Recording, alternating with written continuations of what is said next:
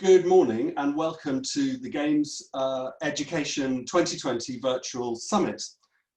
This is a BGI event sponsored by our platinum sponsors Unity, our gold sponsors Unreal, and our silver sponsors Grads in Games and AIM Awards. Thank you so much for joining us today. My name is Rick Gibson. I'm the Chief Executive of the BGI. We have a fascinating day of talks, keynotes and panels with some very authoritative speakers. We're going to be touching on some of the big subjects around games education, including how do games companies recruit new talent during COVID and soon after Brexit?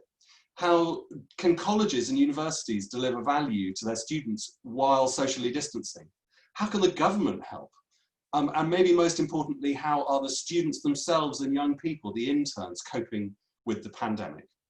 First, a little introduction to the BGI, if you don't know about us. We are a new educational charity for games culture.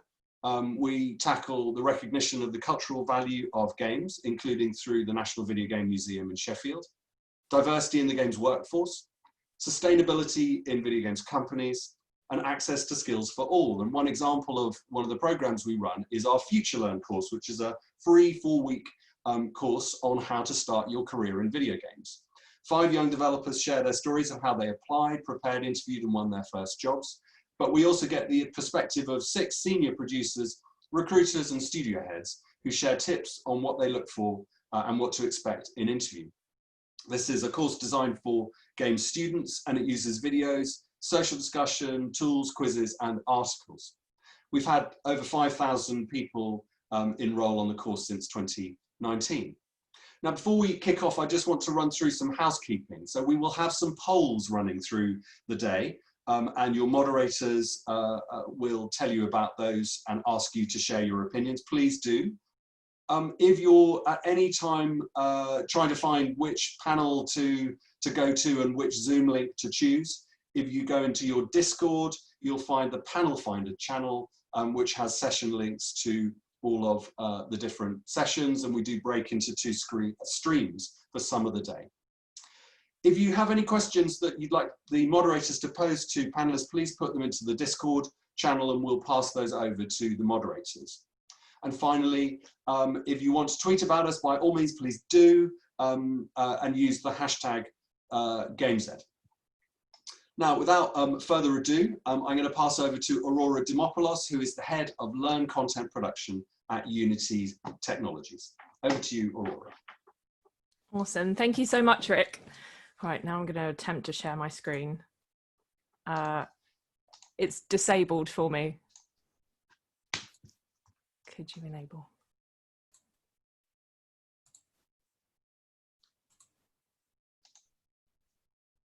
Aha. I'm hoping that one of our producers in the background can help with that.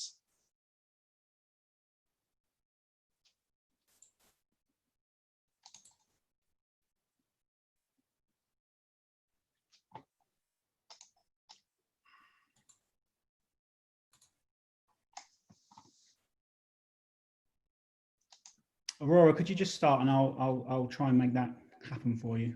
Yeah, sure. No worries. Thank you.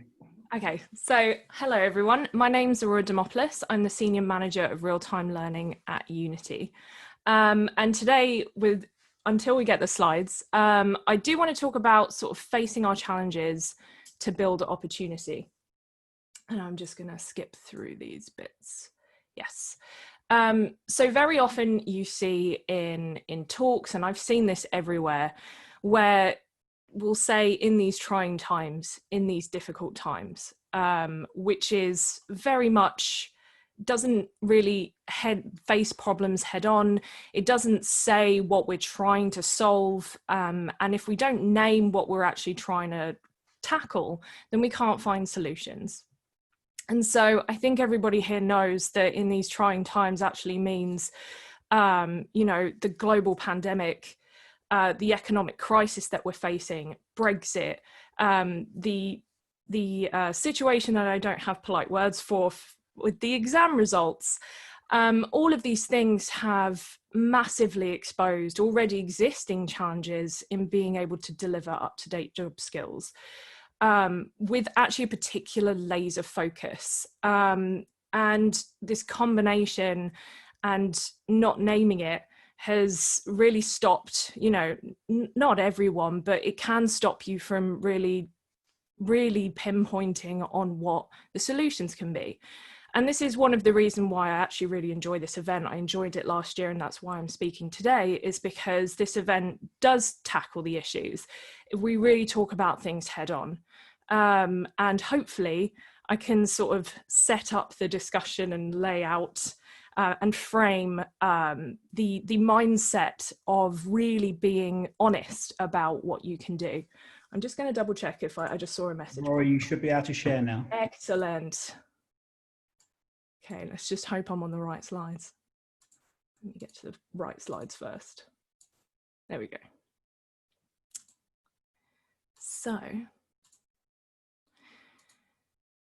So with this, it's really, it's hugely affecting our future.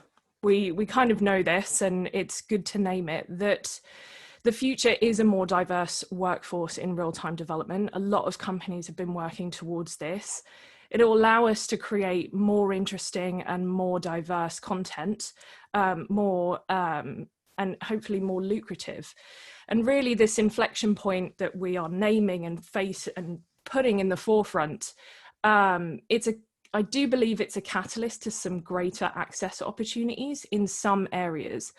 Now, I don't want to gloss over the fact that a lot of what has happened in the world has even highlighted the technological poverty that still exists, that there is a lot of people without access to the internet, so cannot do online learning, cannot do blended models.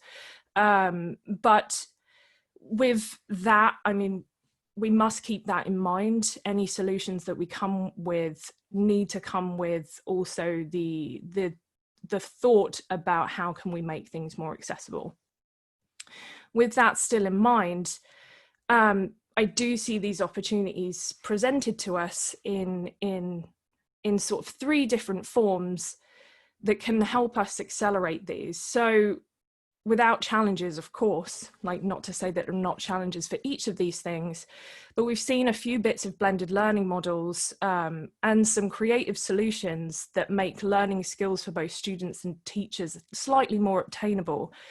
Networking collaborations, such events exactly like this, but you can also see it with GDC, it's becoming location independent.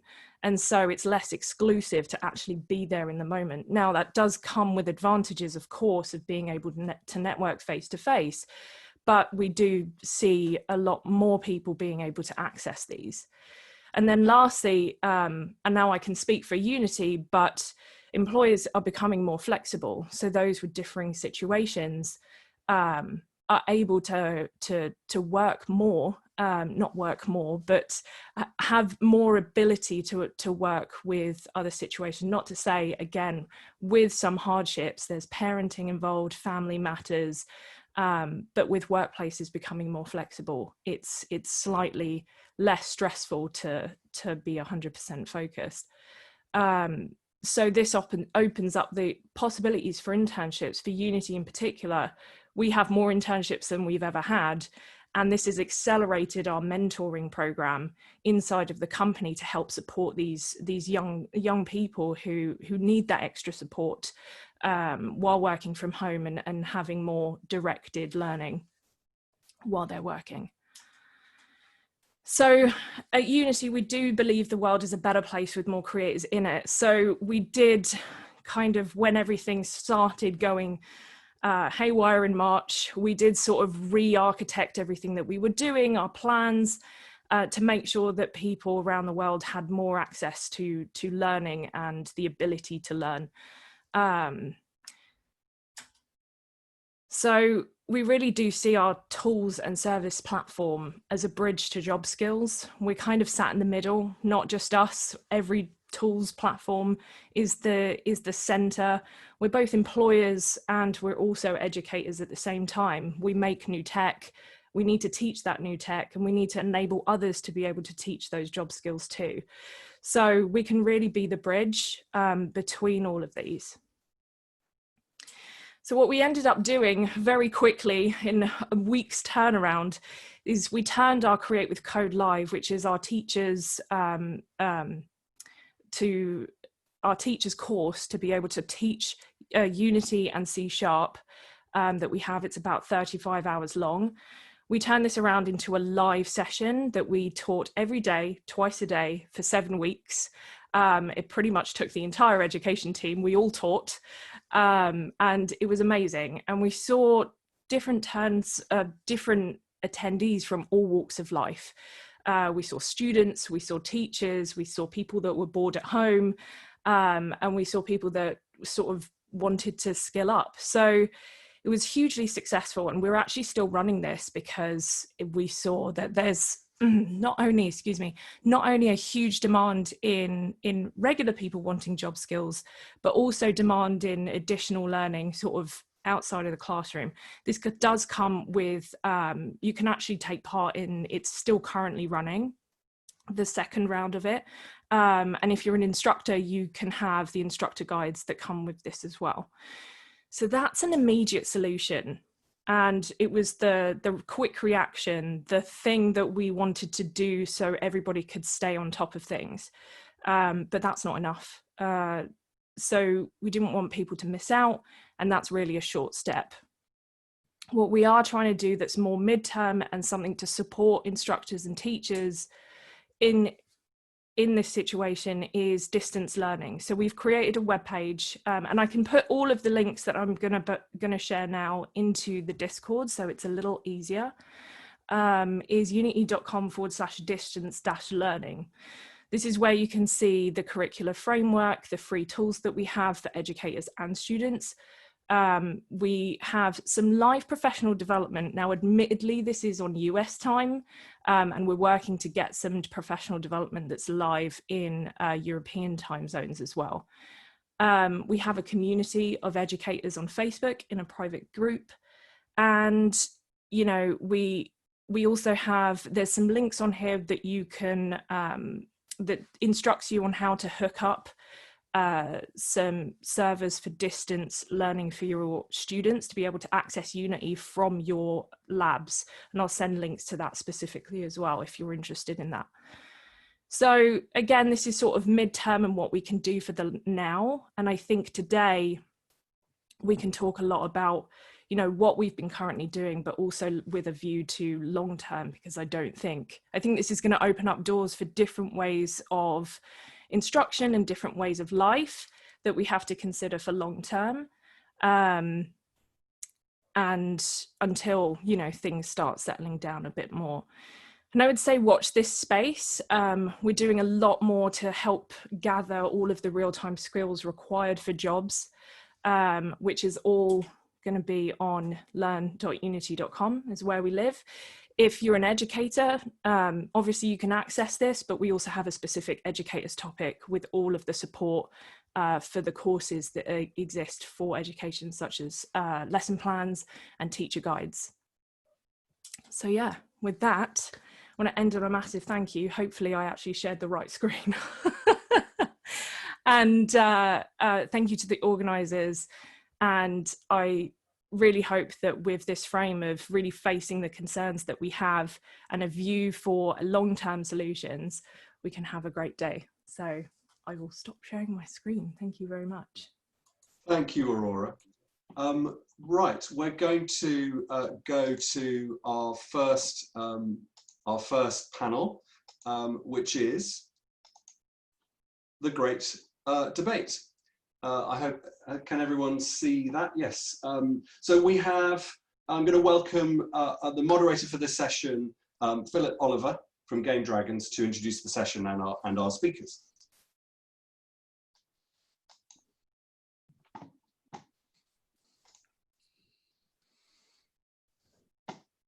Oh, you're on mute, Phil. Yep, I'm unmuted. Okay, fine. I was forced into mute. Thank you very much, everybody. Aurora, that was absolutely fantastic intro. Thank you very much for that. So the great debate. As the first topic, we're going to kick off with what would have been the elephant in the room if we hadn't discussed it, is the COVID-19 coronavirus. But before we actually get started, Rick mentioned that there was going to be a poll running in Zoom. Now, I've actually never done one of these before myself, so I'm hoping that the technical people at BGI can actually get this working. But basically, we're going to, whilst this debate is happening, you're going to be able to place a single vote, which towards the end of the debate, the session, we'll actually find out how people voted with regard to what they feel is the biggest challenge to games education right now. So we've got the various questions, the difficulties in teaching during COVID, the damage that it's happening to the students' education. Are you seeing the same questions as me? Ah, there we go. The threat to the standard of the graduates, the ability of work placements, the lack of industry engagement with education, and the availability of entry-level jobs. So during the debate or the session, if you would like to place a single vote, that'd be fantastic, and we'll come back to that at the end. Let me introduce the panelists. We have Mark Flanagan, Education Partner for the EMEA region of Epic Games. He has a history in creative industries dating back to the last millennium when he qualified as an architect, retrained in animation, worked in games, animation, visual effects, and education in the UK, Australia, and Canada. We've got Paul Parry, Principal Lecturer at Sheffield Hallam, where he's taught games development and programming for the last 20 years. Paul developed one of the first master's courses in games programming, and he currently leads the games and artificial intelligence group within the university. We have Aurore, who we have heard from, Senior Manager at Real Time Learning at Unity, and has been at Unity for 8 years, from community management to production of learning projects. She now leads the strategy and direction for the Unity Learn platform. Alan O'Dea. Alan is Lecturer of Games, Business and Production at Staff's Uni. Staff's has over 1,700 students studying games-related courses.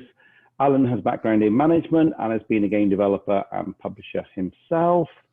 And last but definitely not least, Ian Goodall, owner of specialist games recruitment agency Aardvark Swift, founded the Games in Grads initiative many years ago, which houses the Search for Star Games Development Challenge and the Get in the Game Careers Talk Tour. Got to spit that out. which is in response to the challenge, and which, in response to the COVID, is about to become a digital journey for students. So that's fantastic. So we're going to ask our panelists several questions, and we will start straight up with the most important: the COVID past impacts and what lessons can be learned from what has happened so far in your experiences, and what lessons you have as takeaways for other organizations. So the do's and don'ts. Aurora, I believe you would like to go first, so over to you. Yes, hopefully you can hear me okay. Yeah, so it's weird because we sit in the middle, at least my team does at Unity, we sit in the middle of, we're a company, we're managers, and then we're also educators. So we see both sides. And I think as a company, I can speak to really the thing that impacted us most is the technological, like the great migration to working from home, which impacted a lot of our IT systems and development times. And really, as teams, it's impacted how we work together. The communication that we have is absolutely not the same. We can't have the chats in the office. You miss a lot. And I consider my team to be working at about 75 to 80% capacity because of everything going on with families. And as educators, we've seen a huge uptick in wanting more online education, obviously. And that's exactly what we provide. But with the educators that we speak to who do physical education and our trainers ourselves, it's been really hard to make that shift. And some have like blitzed it. They've done such a great job. They've got their students straight away online, and some really took time because they just didn't have the resources or knowledge. So it's really been kind of we've seen a real seesaw effect between some more advantageous big colleges, a lot in the US as well, being like totally fine, and some not so, like really struggling. Yeah, that's great, Aurora. Mark, Ian, would you like to add at all to that, or anybody? Basically, what have you found the impacts of COVID, and any lessons that you think you can pass on for others? Certainly, what I've seen, sort of, not just in the UK but globally, is that there is more what we refer to as digital poverty that we previously knew about, and it's something which we're trying to help with as well as a company. But also the rapid response from universities has been incredibly uplifting. I think everybody's been pulled together as a community, and I think that in some ways it has shown us that there is a way of doing this, which I think we should try and find positives in this situation. And I think that's one of the things which we can take forward. And it may actually help some students moving forward, that they may be able to access universities that were otherwise impossible for them. And I can see a lot of the emphasis on in-person training not going away, but being shifted to possible blended solution throughout a lot of different institutions I've spoken to in the UK and across Europe. Well, that's fantastic if that's the case. Well, you say that it is, so that's fantastic. Yeah. I mean, it does actually help that the location isn't such a barrier to entry these days. Certainly, Aurora was saying about conferences and things. It was always very expensive to get to conferences, so it's great that in fact the entry level has been reduced slightly. Paul, Alan, anybody that would like to add? Paul. Yeah, for us, we found early on that clear communications is key with students. What we found were some students were receiving communications on different channels, email, our own internal systems, Blackboard. There'll be some people out there who know what Blackboard is. Yeah. And we found that students were receiving mixed messages in different forms, in different ways, different channels. We needed to sort that out. And then, well, we did. We have one channel now. Everything comes from one place. So students know this is important, read this. And what channel is that? It's email. It's email. Yeah. Good old-fashioned email. Yeah, we've come back to that. I'm a fan of that. There are too many channels these days. It's easy, it works. You can access it everywhere. If you've got a web client or something else on your phone or whatever, it's immediate. And students, well, they took to it, and it makes it so much easier. Fantastic. Alan, what's your experience? For me, I wasn't so worried about like the logistics of running a course. For me, as sort of as somebody that cares, we all care about our students, and the people that were really suffering were last year before COVID. We had the most people that were participating in university. I think it was more than 50% of people that could go to university were going to university, and even before COVID, we'd already seen an increase in mental health issues, like a substantial increase. And I think we tend to forget that COVID is an unprecedented crisis in our lifetime, and we started to see anxiety, we started to see depression, we started to see students just turn off and not be able to, just literally not be able to cope or not be able to life in the way that we would expect. And I think my big concern for this year is that if they're not on campus or they're in a limited capacity on campus, online doesn't sort of like allow them to form those social bonds in the way that we expect over a university career, 3 to 4 years. They're not able to create peer groups. They're not accessing their tutoring. They're not accessing their academic tutors, all of the extra stuff that we do as university. So that certainly was what I was dealing with most, was students that were having a crisis. And I think one of the things that online is we're going to we're going to struggle with to deliver online this year is that sort of level of tutoring and sort of personal mentorship that needs to happen. That's very concerning. Yeah, you can't have that one-to-one and look after people, and they can't get the support that they need from their peers. Yeah. Anything that you think need to happen, should happen? Ian? No, I was going to say, I think the only thing I would do in terms of my comments is probably back that up from our standpoint as well, is that we've had no problems as a business ourselves, and sort of logistically getting people to work and from home and work remotely. Most people have been quite productive, but I think we have had issues with staff that have gone and been too isolated and come back, some of them relatively unhealthy from that period, that we're now having to help back to health, I suppose.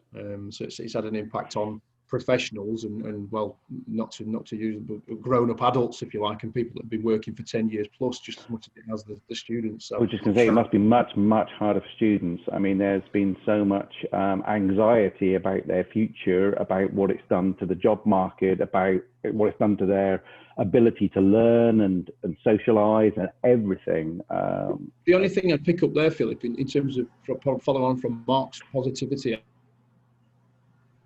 as well, is that what I would say is that, I mean, as graduate recruiters here, we have not seen any particular slowdown at all when it comes to people recruiting graduates. So if it does help to anybody who's got, whether they're passing the message on or whether they're listening to the message, then the games industry has carried on recruiting, and that's a massive, which is fantastic. Yeah, I mean, we're not seeing any real slowdown from a UK point of view, from a global point of view. There are some companies that obviously have had to pause things, but the flexibility and resilience shown in terms of onboarding people remotely has been amazing from the games industry. So for graduates or undergraduates sat out there who have got any anxieties, then I would probably say the landscape is positive. So don't worry so much about that.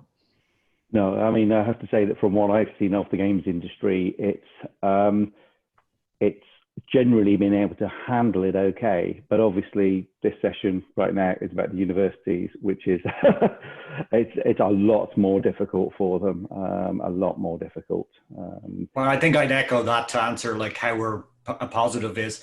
Always reach out to us. That's what we're there for. Don't get to a situation where you don't get the help that you need. We're still there. Just because you can't see us doesn't mean that we're not there to support you at like any time over the weekend or whatever else. So that's our job as well as teaching.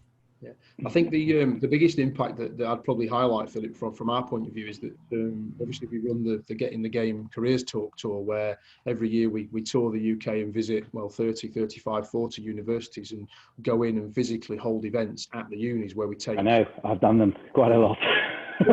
Done your shift on that, Philip.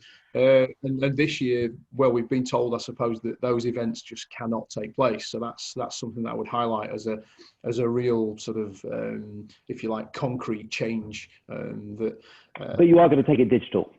We are, yeah. We're going to. I mean, I think in many ways, again, turning negatives into positives, it's probably something that we've wanted to do for a while to make it more accessible to more people. My only fear with it is that engaging students at times can be quite difficult. Getting them in a room can be quite difficult at times. We've got to get them to come and listen to this advice and help. So I hope that we can, if you like, I hope we can get them in a room digitally. That's my only fear with it. But yeah, we're going to take all that content online and make it accessible for students. So hopefully it's a positive to come out of it, but it is definitely a big shift that we're not going to be out there banging the drum like we would be every other year, sort of helping the students to learn what they need to do. I think it does require the students to be more proactive than they have been in the past, because it sounds like all the help and the support is there, yeah. But they have to go and seek it out. They can't just do as they're told and roll up at the lectures at a certain time. They've got to be a little bit more proactive than they would do normally, and be a bit more positive about it from a mental health point of view. So there is a concern there as well. Are your students using Discord or Slack or other forms of like group media to try and build community? They do, and we're there. I mean, I wouldn't say we have a very purposefully invisible hand in that. So we're not directly moderating that. And one of the, I suppose one of the benefits at Staffs is because there's so many dedicated game design students, they have a very strong social cohesion and they have a very strong bond. And I think that's certainly one of my concerns in the next year, is that they're not able to grow as people and as gamers, you know, in that environment. But yeah, I mean, they do help themselves, of course, and they need to reach out to us, though. I think one of the problems with those strong communities is they tend to self-isolate in the same way we do. Yeah. And sometimes it's very, very hard for them to go back out and sort of talk to us in that capacity. But I think that's a struggle. But yeah, they do support each other as much as they can. That's good. So we've actually sort of said, are there lessons people can learn from things that have gone wrong, things that people have done in hindsight they would not want to do it again, and also what are worried that other people might do this? Or are there any good lessons from there? One really simple lesson which I've learned and some of my colleagues have learned, we often take it for granted that people have more than one monitor. And when we've been delivering courses in the past, we are quite, you know, sort of, we find it easy to think that somebody has a monitor here and they're also here watching what we're doing, so they can work along with us. And we've actually had to change the delivery slightly to explain to people, you know, where things are, because quite often they'll be working along with us. And if we tell them in the upper left hand, you'll see this menu and pull the drop down, and that will actually help them dramatically because they just have a single screen. So just a slight change in delivery has helped quite significantly for quite a lot of people. Yeah, assumes that people have the lowest equipment, and anybody that's got better than that, then they're fine anyway. It was a really simple change, but it made a big difference. I think yesterday you were talking about the remote desktop ability as well. Do you want to mention that? Yeah, I think a lot of universities have moved towards some form of this, whether it's using Parsec or whether it's using other systems, where they have higher powered computing than most people will have available at home. And I think this is one of the things which will probably become part of the culture of universities, I think, moving forward, because people are not able to get to labs all the time, and they may not have the top of the range computers, and it just makes sense that facilities are used consistently.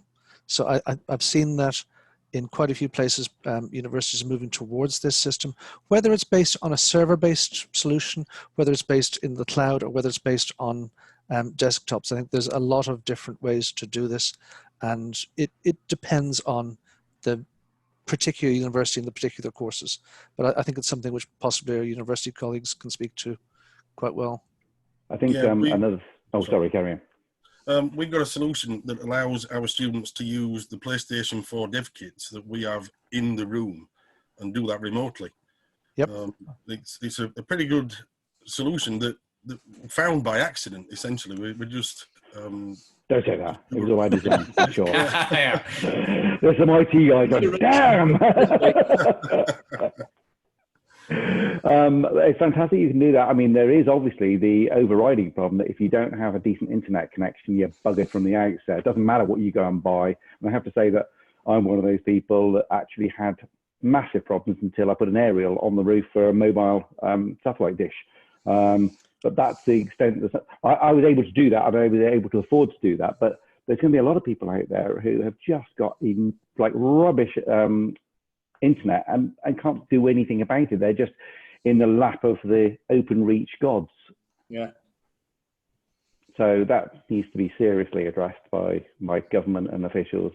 And I don't know, some priority needs to be put on that. Yeah, I see internet now not just being as a luxury, it's actually it's essential. It's an essential service, more so than an awful lot of other things. Yeah. No, it's going to affect kids' education. Yeah, absolutely. You're going to have an internet poverty issue, where just because they couldn't get online properly. So are there some good takeaways that are going to continue into the future as a result of some of the things that you've learned because of COVID? So certain practices that you've had to adopt because of COVID, but actually you see them as positives going forward and you will continue with in the future. Well, we definitely so. So we obviously, our schedules at university are very logistically based. So like labs and you know, availability of teachers. What we saw was when our students started to go online, we would start classes at like 9 o'clock, 10 o'clock. And actually, because they're gamers and they started gaming all the time, they found it more and more increasingly difficult to sort of get up in the morning. So which we thought was very positive, because we obviously want them to game as much as they can. So we started to change our patterns and not do because we were online and we didn't need to be, you know, in labs. We were fine with this. So we sort of went on to gamer time, which is essentially like sort of like 4 p.m. to hours. About 6 p.m. and on weekends. So we became a lot less sort of lax about like, don't contact us during Saturday, or if you've just woken up and you don't know what's going on, and you know you've been on a good gaming session and stuff like that. That we're definitely going to carry that sort of lesson forward. So you regress back to your student days, Alan, by the sound of it. That's what you're saying. Well, I was a bit regretful as well, because they were playing way more games than I was able to. But yes, that's it, exactly it. Yeah. And you know, that's what we want them to do. We want them to play as many games with each other. As many games as possible. I mean, my concern always with students is too many hours on 1 or 2 games, not mentioning anybody at the top corner mark. But it's a variety of games that students need to play, because they need to see all walks of life and all genres, and actually get the takeaways and the learning from the games. Not just incessantly playing one game for a ridiculous number of hours, which is something that always concerns me with students. Sure. Yeah. After the first 50 hours or something, you've definitely learned all there is to take away from that game. I'd say you could arguably do it in a lot less, probably 10. So any other lessons things that COVID has forced to happen, which you actually think, actually, this is good, we're going to take this forward into the future? No, you want to go back to the way it was. I think for us, it's well, one, to emphasize the communication aspect. I think it's been super, at least we have over communicated, but in a much more organized way rather than just scattershot, much like Paul was saying. And with, I think, the flexibility that comes into it, like you would just build on what you were saying, Alan, like the change in flexibility and the ability, especially in a company as well, of just like, oh, well, there's not this mindset of just like, I have to sit at my computer 24/7, or at least 9 to 5 and just sit here and pretend like I'm really focused, but I'm actually not. Because you don't realize that you're getting up, you're going places. Even when you're a student in a lab, you're getting up, you're walking around, you're going to your friend's computer, you're doing all these things that you don't realize that you do, that takes you away and actually recharges your brain a bit. So it's kind of been a different sort of education in work and as a student, to be like, okay, how it's a change in communication, but a change in the acceptance of like, I don't have to sit here at my desk and just scroll through, you know, social media because I'm not focused. Like I can go away and do something else, because that's what I would do normally. And so, yeah, being really accepting of that is what has been a major positive, of just being like, this is okay. And we've had to teach people that that's okay, has been a massive positive for us. I think people have to manage their time a lot better. I mean, I personally find that years ago as a programmer, you kind of almost need the being in the zone for long periods of time, sadly, because you've got to focus. And actually in a studio environment, I always find that incredibly difficult, because while you're trying to focus on some difficult problems and your head's in that space, and then people come and talk to you, it's like, for God's sake, don't do this. So actually, but it does mean you need to manage your time a little bit better, because that can also be an unhealthy thing as well. Certainly there have been times when I've gone to get up and it's like, oh, I've sort of rusted in this position. That happens. So we've got, sorry, Mark. Something which a lot of companies are actually doing or trying to do is, because there's so much reliance on Zoom and so many meetings, and the accessibility of meetings has meant a growth in meetings, which is good and bad. But because of that, it has sometimes fragmented people's time in a way that makes it difficult to have the joined up time that you speak of. So quite a few companies have actually set aside meeting-free days explicitly for this reason, to allow people to sit down and have joined up thinking. And I think those are certainly a very good idea that I think will spread. That's good. I mean, I have to say that from my point of view, the fact that people can now do the Zoom meetings and video conferencing is acceptable means that I don't have to personally go and waste a whole day to do an hour meeting down in London, which I think is a benefit to society generally. I mean, the amount of wasted hours commuting is ridiculous, and I think that that's going to be reduced considerably, which is, to my mind, a good thing. So we've got the universities going back very shortly. Well, are they? I guess is the question. Shall we hear from Paul first, and then Alan about how the universities are dealing with the coming back to new term? Yeah, sure. Universities, certainly we're not a standalone entity, and we're in communication with other universities and government bodies, health bodies, all of that sort of thing. So policy for us has been driven not just by us, but by all these external factors as well. But the idea is essentially that we want to cater for all types of students. So those who want to attend in person and those who want to remain virtual, we want to cater for both types equally. In that way, I've got some notes here. In that way, essentially what we're trying to do is put on a program of events in any 1 week. So students get face-to-face, if they want this, they get face-to-face contact for 4 hours per week per student. There are drop-in sessions as well. So these are face-to-face drop-in sessions with named members of staff. So if students have got problems, issues, or just want to talk to someone, we've got facilities for that. We're trying to take into, well, we obviously must take into account distancing rules. So we're limiting the number of students per room to 14. There's a lot of calculations being done on this sort of thing. Other universities might have smaller or larger numbers, but we've settled on 14 per room. But there are problems. And the teaching side of things, you can accommodate a whole bunch of people in a room, fair enough. But what about toilets? Toilets are relatively small. So what will happen with that?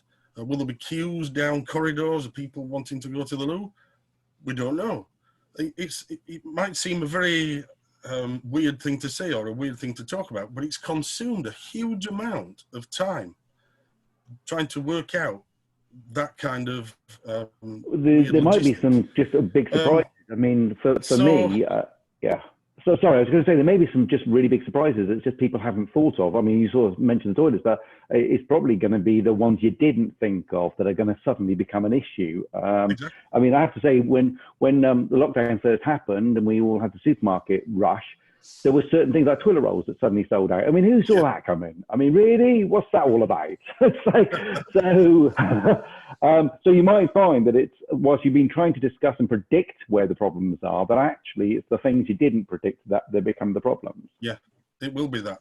There'll be something that we've not foreseen. There will be. Yeah. For students who want to remain virtual for various reasons, we're trying to offer them a live service. So we're going to stream whatever happens in a class. We're going to stream it live for every class. We seem to think that we put a lot of effort into that. Actually, we seem to think that is a good thing to do. And will they be able to interact and yeah. feedback questions? Yeah, we have microphones and speakers. They're in place now. I've not been down and seen them, but I'm assured that they're already set up in rooms for us. Other things such as lecture material, put things online. But what we found is if we do a lecture, don't just dump the whole thing, the whole 1 hour session online, but try to chunk this into 5-minute blocks. Make things accessible in 5-minute slots so students can dip in, look at it for 5 minutes and then do something else and carry on in that way. We have a pool of laptops available that we've been sending out. We've been couriering out to student homes. We also use other technology, Raspberry Pis and things like that when we're teaching technology related modules. And we're sending these out to students as well. We bought a whole load of stuff in and we're giving these out for free. So that's definitely a positive. We just want to provide a useful and worthwhile service and an experience, so students know that they're going to get something if they attend. It'll be easy for students just to sit at home and do nothing. We don't want that, and we want to try and engage with them very, very closely, more than we probably would if they were in the building, and try to establish what their frame of mind is, what are they thinking, what their requirements are, and really cater to that on a personal level. Sounds fantastic, Paul. All very good stuff. Alan, how are you doing? Similar?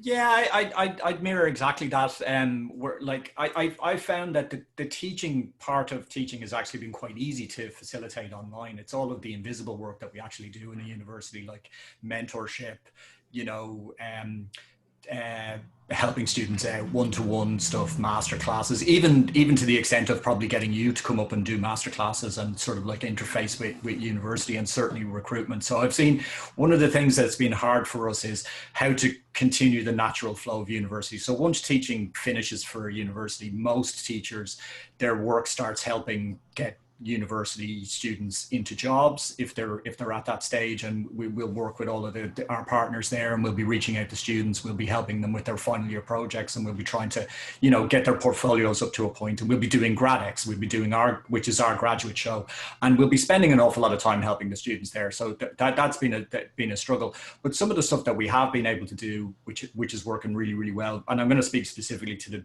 the scale of staffs and our game stuff. We have a really big sort of like studio simulation module where we put 500 students together and they start making games, and that normally happens in our labs, and that's a great experience. Everybody's, you know, it's really like a studio, but we moved that all online. And so I was rolling out Jira and source control for like some of my advanced modules at very small scale, like sort of like, you know, 30, 40 students. But we roll that out for a really, really big cohort of 500 students during the summer. And we're going to continue doing that. So we're actually think that some of that sort of, to go back to the early keynotes of like collaborative learning and real-time sort of teaching opportunities, and that's how games are being made now. It's remote teams, it's teams at scale, it's teams using real-time collaboration, it's teams solving, you know, very, very hard, super hard software and team working problems at scale, and we've been moving towards that. And we're going to continue doing that. So that's how something that I was surprised with, that it worked so well online, that we're actually not going to do our big collaborative module next year in labs, because you get to make loads of games throughout the year in labs. We're actually going to continue doing that online. So that's one of the big changes that we're going to do. And I think, yeah, I'd echo that sentiment. We're trying to make ourselves as available as possible so that you can get access to us. You forget that many of your lecturers are experts in their field, and that have done lots of stuff. Like I've set up lots of studios, and so we like to share that other stuff, other than say teaching you a tool, which is super useful, but also teaching you how to work with other people and how to communicate, and how to share your ideas as a designer or a developer or a programmer, and how to sort of like solve those big problems. So that's been cool. But like, one thing I would say is that sometimes we get a little bit of criticism from the games industry, and about like we're a bit slow to adapt, and we're, you know, we're a bit lagging behind on real-time skills. And I think sometimes you forget that we're heavily scrutinized and legislated sort of industry, and a lot of the time, like we have to market a course in a particular way. It takes us a year to start, you know, the build up to do some new stuff. So one of the downsides I think this year is we're probably going to take less risks. You're probably going to see less new stuff on our curriculums. Well, except you're forced into now teaching people remote working. I actually think that there's going to be a big skew of the games companies themselves wanting to move to more remote working. We've already got studios doing it, but with the new cohort coming in from universities in the years to come, more people are going to be used to and able to remote work easily and comfortably, that actually it's going to mean that more studios are going to do remote working because people are trained for it now. Yeah, I hope so, and I hope we work with the recruiters more. Maybe we could do digital internships. We could simulate that flow where they're naturally we're sort of handing our precious babies as our students off to sort of like recruiters and going off into industry. I think that's going to be our challenge sort of this time next year. And when we're talking at this maybe this session next year, we'll be, you know, regaling tales of how we try to solve some of those problems. Fine. One thing I wanted to bring up with you, Alan, because it's brought up on Discord, is working hours. I mean, there is a discipline of sort of 9 to 5 and kind of the 5 days a week that is expected from industry. In not so much the games industry, I mean, yes, the games industry, but also other industries, because that's how the world works, but it's also people have other commitments. They've got kids at school, they've got partners, they've got certain timetables and schedules they have to stick to. So don't we need to get people into a discipline of a sort of more of a 9 to 5 routine, and not, I get up at 11 o'clock in the morning and I might kind of do some work from about 2 o'clock and then I'll be up until 4 o'clock in the morning. Of course, and I just that's sort of like our experience of what we noticed in April, where we were sort of doing this. You know, we hadn't had a plan in place. Of course, that's going to happen. But there are certain points where they're just developing games and they're just going to fall into that pattern anyway. So they'll crawl out of bed.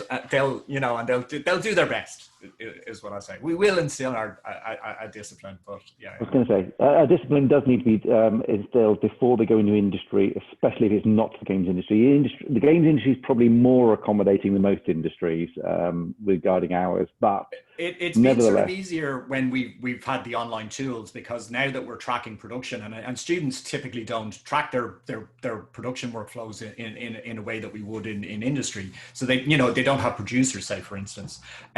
So once we started to instill a little bit of like that sort of like the methodology of modern project management and real-time communication, it was very apparent that teams were able to self-impose discipline, because they could see people that were like, well, Joe's just keeps on only doing an hour of work, and he's like, we can see him on Discord and he's playing like his favorite game again. So, you know, they sort of started to self-regulate themselves a little bit in that way. I hope so, because I mean, I guess the other issue is work-life balance. I mean, that is one of the things that going into university, you make sure that there is a work-life balance. I guess when people are left to their own devices, you're going to get some people who don't put enough work in and spend too much time playing their favorite game or whatever. But then you're going to get the other end of the extreme, where just people overwork themselves to an extreme extent. Absolutely. So, I mean, I think that's a problem. We have to move things on. The Brexit, guys. I was going to say, looking back on where we were back in January, we would have thought that this was the biggest issue facing us. Clearly, COVID eclipsed it by a long way. But are there still issues surrounding Brexit that concern you, that you want to address? I think there's huge issues in various different ways.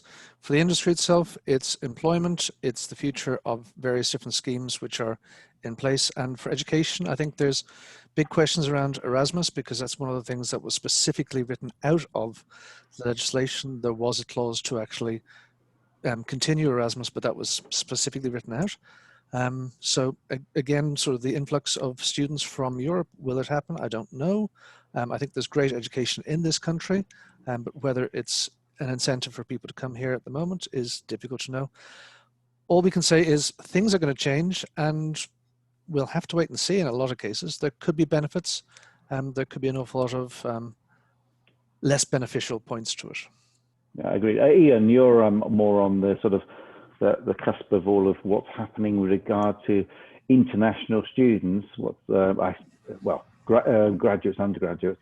Yeah, I mean, there's always a very large influx every year of international students that join UK studios, whether that be from Howest and Breda and universities like that, but many others as well. Lots of the French and German universities. I mean, they are very, very strong, and they're very, very competitive against the UK sort of, if you like, universities and what they produce. So we've not seen any great difficulties yet. We've not seen any great slowdown. Lots of graduates have made it across this year from these foreign universities into UK companies. I think what I would say is that the noises about visas and skilled migrant visas seem to be the right kind of noises from government and from the industry as well, playing a part, whether that be games or animation. So if we can get that visa system right for the industry, then hopefully the impact will be minimised. But there's no doubt that the games industry, the animation industry in the UK is very heavily propped up by, foreign labour, I suppose, be that European or otherwise. So it's not, Brexit does present some challenges, just depends how, I suppose, how it all plays out, which, nobody seems to know at the moment, do they? It's probably 12 months time, we'll have a bit more idea. Sure. Anybody else? Aurora? Yeah, I mean, again, as everyone else has said, like, we're just going to have to wait and see and adapt pretty quick, I think. It's going to be a very quick turnaround, but at the moment, we've not seen any struggles right now, not any major struggles, but yeah, so I think it's just going to be a pretty immediate change. But I think in the ways that we've adapted pretty immediately to situations like COVID, I think it might be like, well, it's another quick change that we're going to have to do as an industry and as educators as well. So I think we're more prepared. We're being taught to be agile. Yes, exactly. The major point that I'd make is that there's no doubt that without, I mean, the UK doesn't produce enough sort of high quality graduates and high quality students that are coming through that can fulfil the needs, if you like, of the games and animation sector. So at the moment we've not quite got that talent pipeline right from a UK point of view. So it should, and it probably will, force us to work on that a bit more closely. I think everybody around this, certainly in this meeting, is obviously key to part of that. But I think we've got to get that right, or the industry will not be able to find the numbers of people that it needs. So it might force us as the UK to get that right, or get it more close to right. Fantastic. We are getting towards the end of our session. I just want to bring people back to the poll, although I seem to have been able to place right, so how do we get the answers to our poll? And then I think we're going to see if we can ask some questions of our audience as well. If those people can have a look at the place your questions on Discord, but also we have the results. I'm not sure if everybody can see the results, but at the moment we've got a fair old spread. There's nothing really winning everything. We do have a sort of, as the biggest concern, the lack of industry engagement with education. I mean, that is going to be a struggle. Certainly, having people going in and meeting students face to face is going to be, well, I was going to say almost non-existent, I think. I mean, as somebody who goes into universities lots myself, I can't see it happening. I can't see myself going in and doing those kind of talks that I've given before. But I guess we have to go digital on all those, which I know that's what Ian is heading up. Yeah.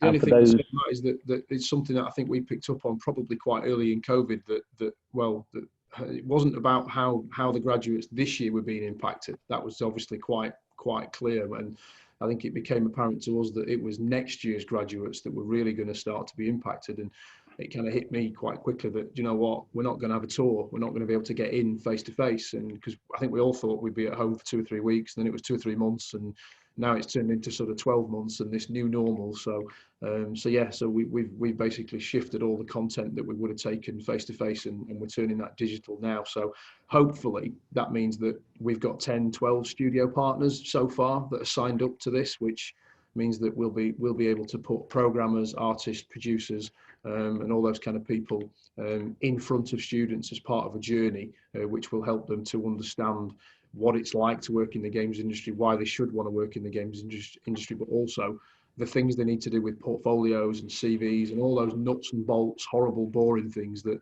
if they don't get that right, they're not going to get in the first place. So all that will be online and available for, well, graduates and undergraduates and FE students as well. So hopefully there will be a solution, and we'll be pushing that out to universities and students and studios. So watch this space. That will launch on the 4th of October, I think, 5th of October. So there will be something there from us. That's all I can say. Well, that's fantastic that you're doing that, and I guess everybody else needs to embrace that from an industry engagement point of view and getting industry into education a lot more. So we've got quite a bit of a tie break going on with the difficulties in teaching in COVID. 20% of the vote, damage to students' education. Unfortunately, there will be some work placements is down, but is going to be an issue. Interestingly enough, it says that not many people are voting for the threat of the standard of the graduates. I mean, so not the undergraduates, but the actual graduates themselves. So that's good. Everybody does think that they're going to get the education, which is, or that's what this would suggest. I think work placements has been a constant problem for many years. Forever, forever. Let's be fair. I don't think it changes. And the availability of entry-level jobs. I mean, the good news is that the games industry is actually faring okay throughout this, and it continues to recruit well, which is fantastic. We've got some questions from the audience. Are there any hidden benefits of Brexit that you foresee? The only thing I think I mentioned yesterday that I don't know how it'll play out, but I do.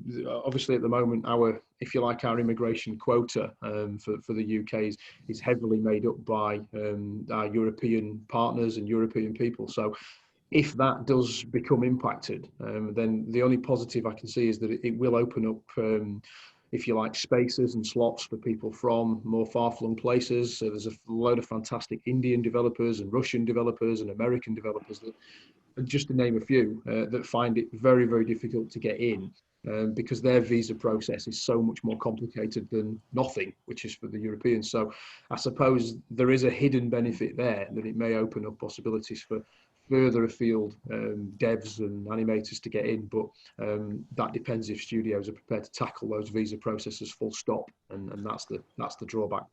There's, again, I'm going to be a little bit negative here for a change. There's a hidden problem as well for graduates in the UK who currently have access to everywhere in Europe to work, and now they won't. So there's a big games industry in the rest of Europe, which people have worked in and loved doing so and come back with more experience. And now the rest of Europe will be thinking, will we actually pay for visas? Yeah, definitely. I would imagine that will come to dry up completely, because all of those European studios have enough other places to go without requiring visas. That there's just no need to go through the hassle of dealing with the UK students and the visas. So yeah, that's going to be a negative. To be honest, I mean, speaking from my point of view, there's not. We don't see a huge number of UK students that go across to Europe. But I think it's probably more sort of evident the other way. It's European students coming into the UK, but there are certainly some. There's no doubt about that, and it will be more difficult. So I think we'll make this the last question. But those students that graduate in 21. What's going to have been the effect of COVID and the disruption that it's caused to their sort of final year of learning? I think probably people will be more aware of source control. For sure. Really. I think that's a very strong point. Yeah. Yep. And I'll know if you're checking in at like 3 a.m. For me, I think the effect won't be too detrimental. What I see is there'll be a realignment of skills. So you'll have a more modern skill set, and for sure you won't spend as much time in class with your friends and your colleagues, and in labs. But that's because we want to make that a safe environment for no other reason. But you're going to learn an awful lot more cool tools and sort of workflow than you would normally do in the labs, where we're wandering around labs and we're sort of like helping to make games. And I think that you're actually probably going to have a better skill set. So whilst you won't see your friends as much, you'll actually probably be even more employable, and you'll have a better sort of understanding of how to put together a game, and that's a great skill set to have. But it's also a great conversation to have with your future employers as you're going in and going, well, I've learned all this crazy stuff, and you'll be closer to what a dev studio is pretty much like these days. Well, you'll be hopefully more skilled at the office kind of type work and the remote work, and you'll have both skill sets. So hopefully you'll be more rounded and more employable as a result. Is my take, yeah. I'm afraid we've run out of time, and we're trying to be very strict. Apologies to our panelists, to give all of our attendees the screen breaks that they need in order to kind of get through our long day of Zoom calls. So I'd like to thank our moderator and our panelists for a great session. And I'm just going to share what is coming up in 10 minutes time, which is 2 sessions with our first track looking at taking on an apprentice with Karen Hedger from AIM and Mars Deakin from Next Gen Skills Academy. And also we have in parallel, we have a Jake Habgood session on how a variety of former students have made it into work, both from the perspective of interns right up to senior roles. So we're going to bring this session to an end, and I look forward to seeing you in 10 minutes in one of the 2 streams. Thanks again, everyone. Thank you very much, everybody. Thank you. A pleasure. Thank you. Take care. Thank you. Bye-bye. Bye.